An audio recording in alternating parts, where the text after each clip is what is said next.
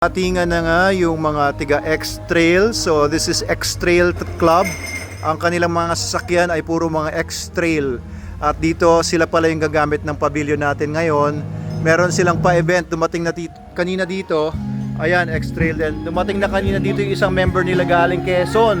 Sa may ano pa sila galing Infanta, Quezon. So galing sa iba-ibang parte ng Pilipinas. Yung mga, ayan, mga dumarating ngayon, mga naka-X-Trail. So nilipat ko muna dito yung aking sasakyan dito sa may food park area para may space yung mga tiga X-Trail Philippines. Ayan, halera kasi nila yung mga sasakyan nila doon. Pero sabi ko maganda rin sana dito, kaso baka mabalahaw sila dito. Ayan, medyo maputik yung dinadaanan kasi nitong mga heavy equipment natin.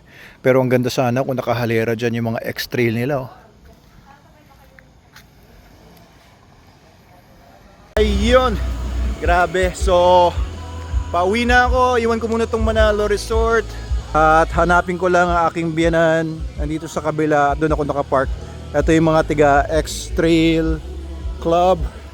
At ongoing ang kanilang party dito sa pavilion natin sa Manalo Resort Hotel.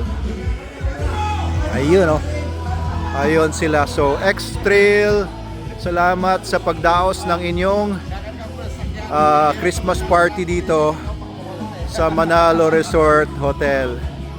Ayan. Hi sir. Hi sir. Ito pala. Oh sir, kumusta naman? Team X-Trail Philippines. Opo.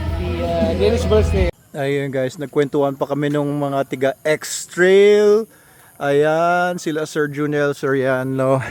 At pumalik lang ako dito para retrieve ang aking sasakyan. Ayos.